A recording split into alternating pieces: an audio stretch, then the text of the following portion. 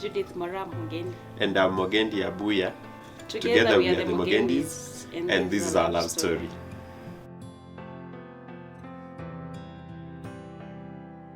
Mogendi is a family man now. He's a fourth born in a family of 5. He's a husband to 1 wife, Judith, and a father to 1 son, Levi Allen. And I'm an advocate by profession and an Adventist by faith. Judith is a wife. She is a mother.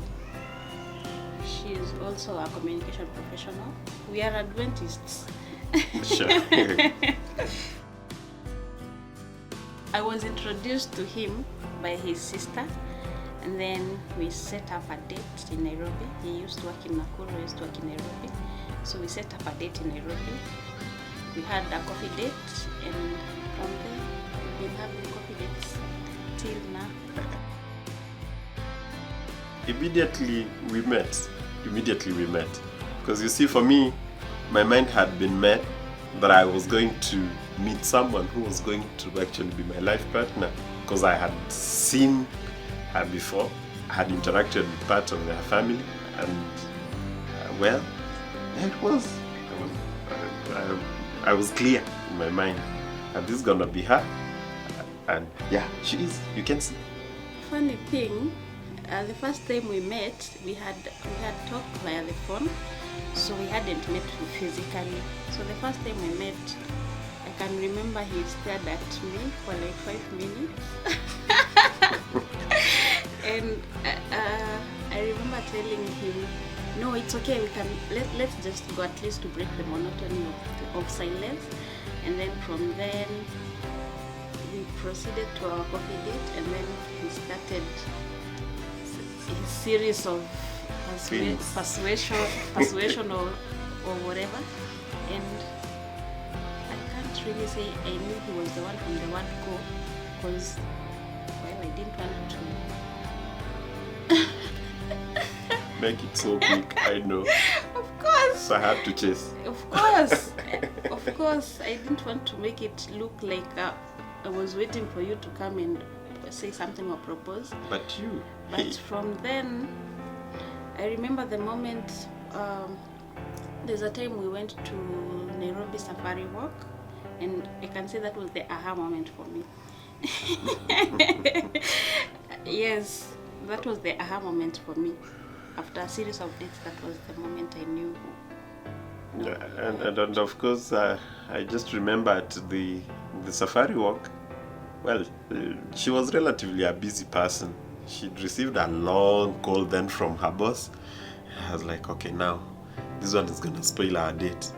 But you see, somehow, because they were planning some activity somewhere down in Nyanza, and so she had to do that, and I didn't want to look like I'm pressing and all that. She had to have her time, of course, attend to her professional duties, and remember that we are in a date. So, well, I didn't know that my patience then would be the the spark that would get us going. It happened. Judith is many things to me. I like so many things about her. One of it being that she's very meticulous, by the way, in what she does. Judith is a good planner. Judith also, I'm myself, I would tell you, and she knows it, I'm very extravagant. But Judith calls me to order almost all the time. She's good at saving, so she's good with the little resources that we have. I like that about her. Oh, and you don't want to know who's the most generous person in the world? This guy. Very generous and welcoming too. What I like about my husband, he is a man of so many things. Sometimes I look at him and I'm wowed, and I feel like the most luckiest woman ever, especially when I see him with our son. The long nights we've had. He never sleeps at night just to keep the baby quiet, and yet he has to wake up in the morning and go to work. He's a very dedicated man to his family, and at least something I can tell you about him, something that I'm so sure he treasures most is his family, and I'm sure if at some point he has to let go of something, I'm very sure it will not be his family. There are so many, if I start listing them, we may not finish, but to start with, number one, my husband is very, first of all, he's very humble. He's kind, he's loving, I can attest together with our son. He's the most courageous person I've ever seen. Sure? Yes. Wesley, look at us. You forgot. I love that particular bit about us. It's right there. I like that about her. Oh, and complexion. Wesley, for me, dark is beautiful. You see it here. And something else?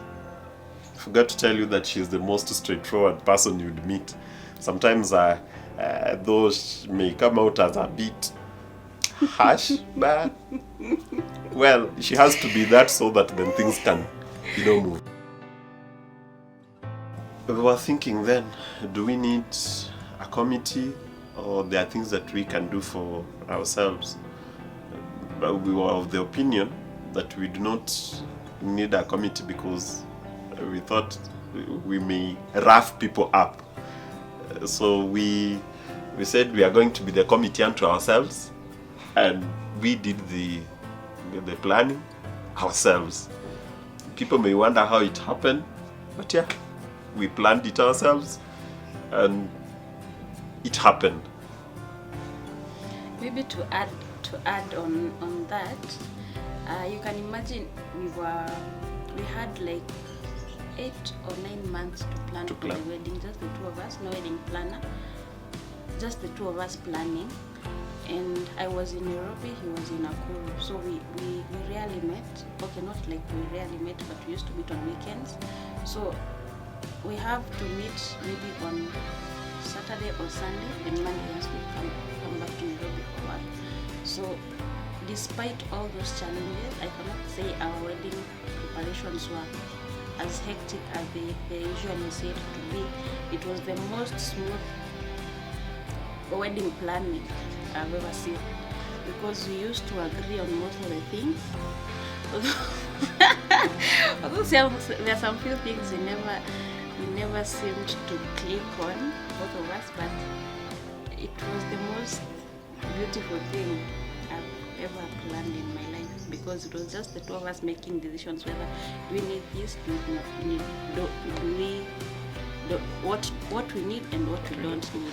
And perhaps to add, you see, our plan, what we did was that we came up with action points, and for these action points we said, now you're going to follow up on A, B, C.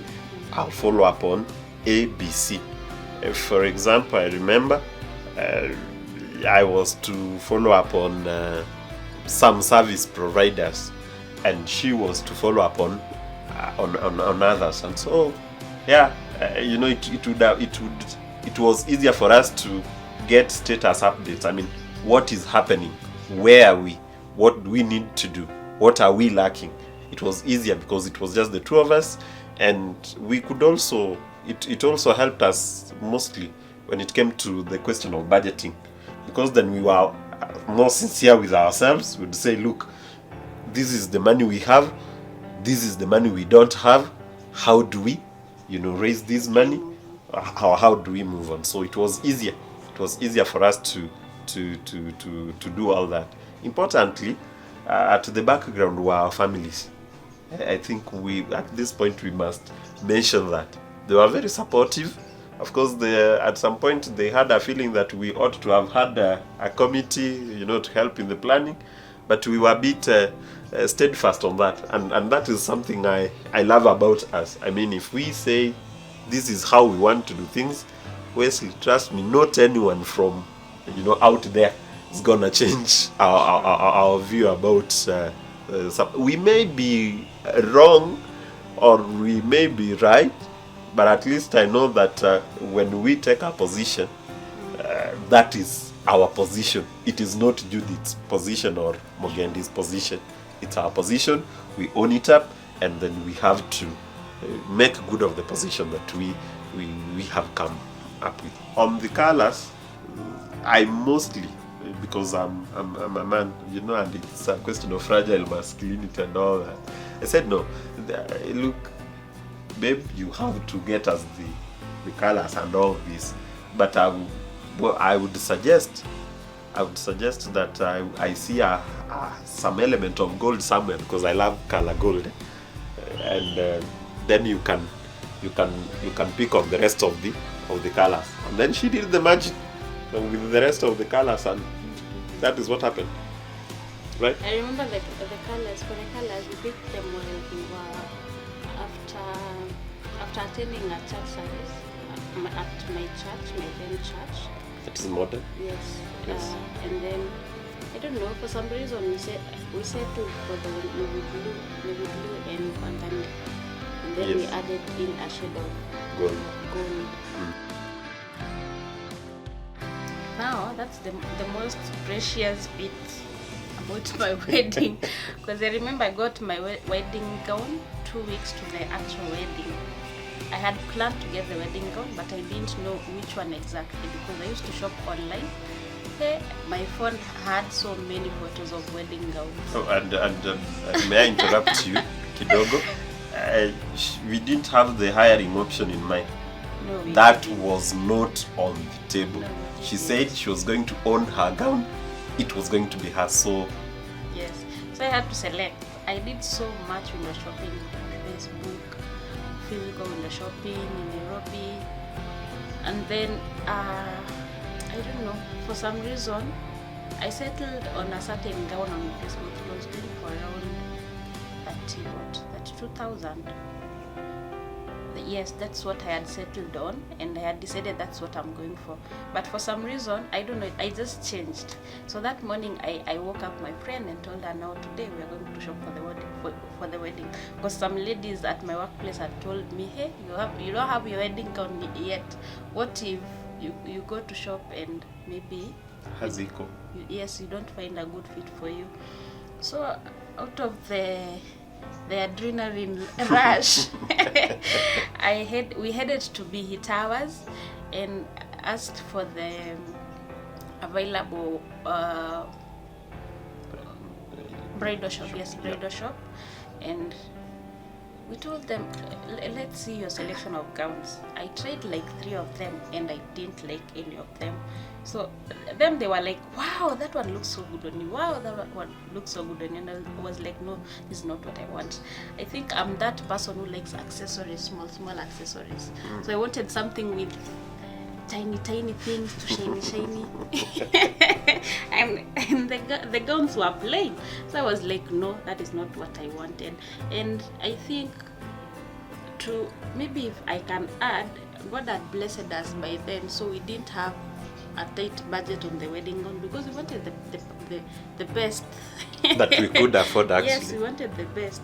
So I wasn't worried about the budget. So we just told them. I remember another thing I can say about the wedding gown, I think people judge people a lot. This is very sad. I remember us walking into the bridal shop, and then I think the lady just looked at us, and maybe she thought we don't have money. Yes, so even as she was giving us the wedding gowns, she was not giving us the best out of the best, until the last minute when she brought this gown. And coincidentally it fit me kabisa. It was the best fit. I don't know how it just fit me, and I was like, this is the gown. Only that it was off shoulders, and I wanted it to have some sleeves or sleeveless things. So that was the only amendment that I made to the gown, and boom, I had my And she didn't want me to see the gown, by the way. And you did it. For all that time, I first saw the gown the time she was coming from her room. Now getting into, introduced to the rest of the people that were in the house at that time during the wedding, and that's the first time I saw that gown, and let me just say it was beautiful. It was beautiful. I was wowed. Yeah. We had identified the services that we required. They included catering, photography and videography, included the decoration, right? And of course the officiating pastor is part of the service providers. And what else was there? The cake also. Oh yeah, the cake. All that. So what happened about the cake, she suggested that we go to Valentine's. Actually, she sent me, because I went there. I had to go and check the prices and do the booking and all that. And yeah, I liked what they had on offer. I mean, good cakes, and also apart from the cakes, they would give you the wine that you'd serve. They would also set up the cake and all that. I think I loved what they had. I gave her feedback. I actually told her I had already done the booking. We were to book by how much? I think that was half the price. Our cake was going for 35,000, so I booked by half that price, and that was for the cake. Now for catering and the deco, I did that. She asked me to do that, and I did that. So we got Ashley's Events to do our catering, and they are also based in Nakuru. And for the decoration, we went for Freshers Events. The work they did was awesome. Fresher especially, I loved her deco. Of course, at some point we were worried because we thought she was going to start the work a bit late, but she stuck with us. She did the decoration both at the church and at the reception venue. It was beautiful, and it was at a relatively considerable price. On videography, she again asked, we discussed, there were options on the table, quite a number, by the way. We had to ask for quotations from each one of them. I had worked before with Wemanet Studios. When I reached out to him, of course, Wesley, for that matter, I think he's the proprietor for Wemanet Studios. I reached out to him, sent me his quotation, and the quotation would run from an engagement shoot to the wedding itself. And it looked fair in our estimation. It looked fair, and it was affordable. So we said, yeah, why can't we go for Wemanet? It didn't take me a lot of convincing to do to have Moraa agree with the choice of Wesley. And true, Wesley showed up. First at the engagement shoot, we liked the work, and we thought, well, we can extend the contract to cover the wedding. Now, on the officiating pastor or minister, she let me get the pastor who would do that. And I remembered when I was young, there was a pastor at home. He was our district pastor then, but had moved all the way. He was now the East Kenya Union Conference president. I had his contact. I reached out to him. He was so welcoming to us. Actually, he offered to take us through the counseling session, and then until the wedding itself. And so we settled on Pastor Samuel Makori, just like that. Yeah. Now, on the question of the wedding MC, I remember the church I used to go to in Nairobi, we had this very, very talented young man called Kevin Okari. and he was the church chorister. He was this lively person. Even when we go to maybe youth launches or music sabbaths, he was the one who used to MC most of the things. So I previously didn't know he had gotten into the MCing industry, but I just knew he MC'd in church. So I talked to him on that Saturday and asked him for a quotation of the wedding. We met and drafted and negotiated everything, and then I presented the quotation to him. And I remember about the wedding MC, we really like struggled about it with him because he didn't want an MC. I don't know what was informing his choice, but he didn't want an MC. And myself, I was like, MC is everything. When we've left for our photo session, what will be the other people at the venue? Who will be entertaining the people at the venue? So I was so much into backing up the MC thing, and it was so against it until we set up a meeting with the then MC Kevin in Nairobi, and then he really had to do a lot of pitching for himself. And he had asked for transport from Nairobi to Nakuru. So he told him, you just come and do your thing. At the end of the day, if I'm impressed by your work, I will add the 1,000 on top. And true to the story, after the end of the wedding, passed the exam. He was and added.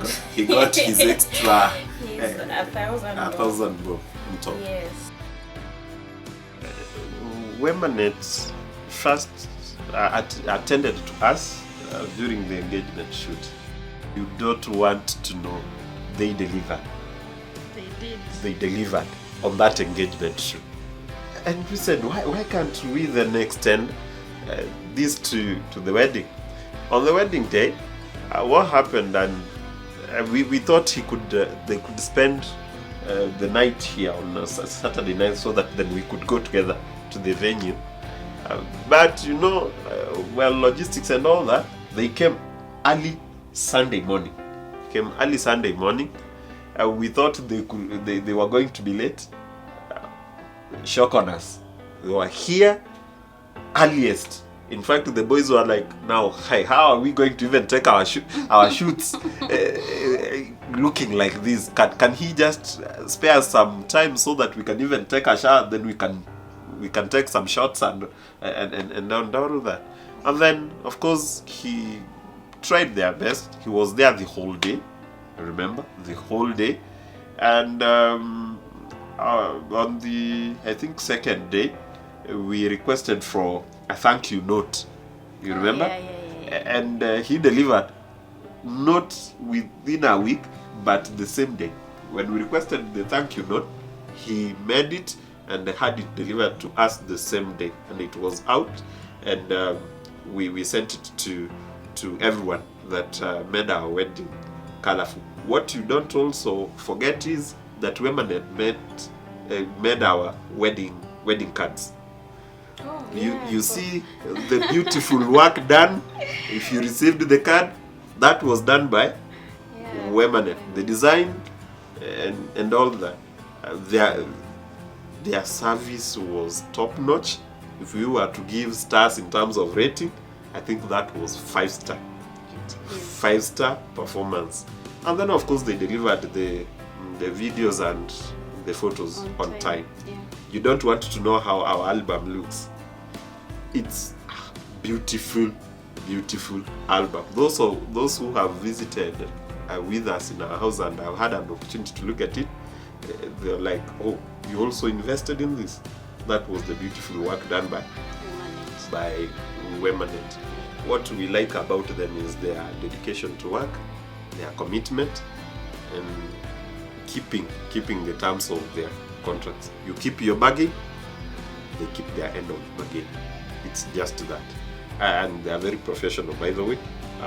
What do you think?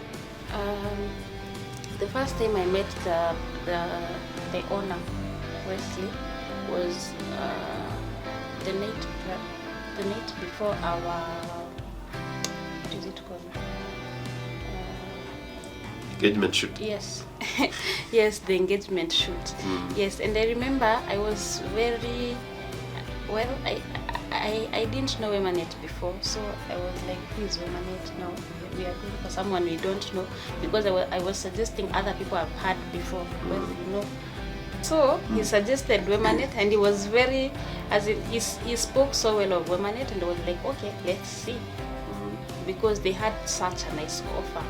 So that morning we met, we checked out the contract, edited what we wanted to edit, and then went for a shoot at Lord Egerton, Joro.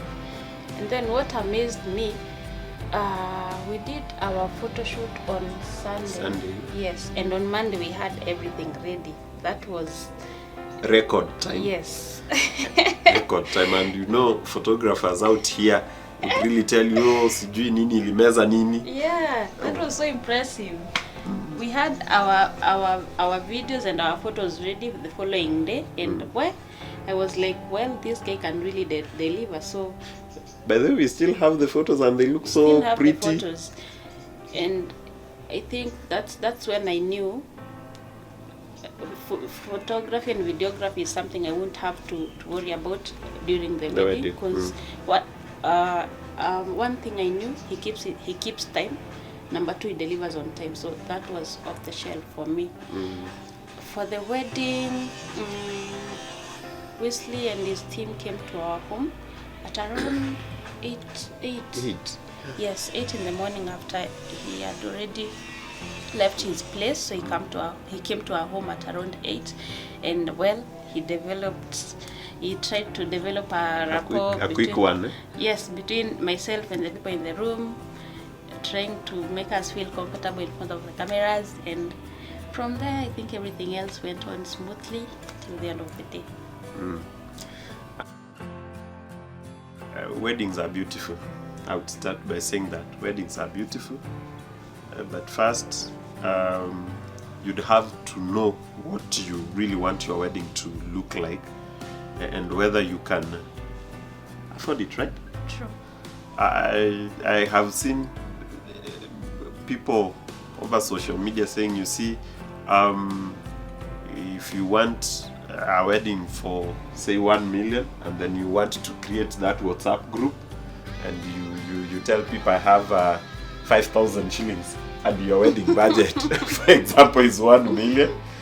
Truth is, and I think she can agree with me, that people will contribute depending on how you have contributed. You see, you cannot say you're going to have a wedding based on what is in people's pockets. People want to see what you have, so that they can support. They are coming in to support. So one, look at the possibility of having a wedding that you can afford. That is one. And number 2, for me, I would say there is premium in friendships that matter. For me, my friends, our friends came through. They really came through for us during our wedding. Of course, we didn't have a huge budget.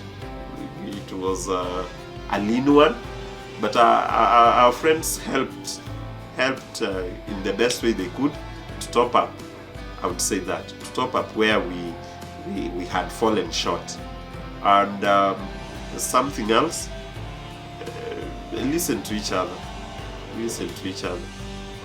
You're not going to be lord over your wife, or she's not going to be the lady, like a lady over your life. What I mean is that this is a project that you're going to have. It's a joint project. You'll need to listen to each other more. You'll need not to react every other time you get angry or something like that. Sometimes it would be good to just keep quiet for a moment and think through, because then what you're going to say may influence how the two of you are going to look at your project generally. Importantly, for us and even as you get to marriage, resources are going to be an issue really. For us, there are no resources for Moraa or resources for Mogendi. They are our resources, okay? The little that they are ours. So I would ask, do we have, not do you have? That has been helpful to us, and I think if you look at it that way, of course, out there you'll hear many things. I'll tell you, you'll hear many things. Others would say, my money is mine, his is ours. Others would say, at least kuwa na investment ya siri usiseme. You hear such things. But as I would say, for a marriage to work, then openness is key, right? Be open, have no bonds in the closet. That way then you easily live a life not of suspicion, but a life of respect and trust. I think that is the much I can say. And importantly, marriage is beautiful, marriage works when there is love at home and when God is in it. That's the much I would say. I don't know. Yes, I can add something. For anyone coming to our wedding, first of all, I'd advise someone to work on their budget. I'd advise someone to work with what you have. If you have a budget for maybe 500 shillings, work with 500 shillings. Cut down everything. If it's the cake, don't go for high-end cakes, high-end caterers, high-end decoration guys. While you have a lean budget, work with what you have. And then remember, maybe something we forgot to mention during our narration, we really avoided taking loans, to support our budgets and expenses, which we succeeded, and that is something I think we are proud of. We never took unnecessary loans that maybe would have affected our life post-wedding. Yes, post-wedding. So maybe that's something people can. Something else, of course, you remember there is life. Yes, there is life after the wedding. However beautiful the wedding is, what you make after it is actually more important. People wouldn't remember those who had beautiful weddings. People will remember that there was a family that lived well, there was a woman here who was happy, and there was a man here who was happy, and their children grew up well and they were happy. I think that you'd want to look more into what happens post the wedding than before. And of course there are relationships to keep pre or that is before the wedding and even after the wedding. So importantly, kuwa mtu, kuwa binadamu. All said and done, family is good. Importantly, remember I said, when there is love at home and God in it. We are grateful to our friends.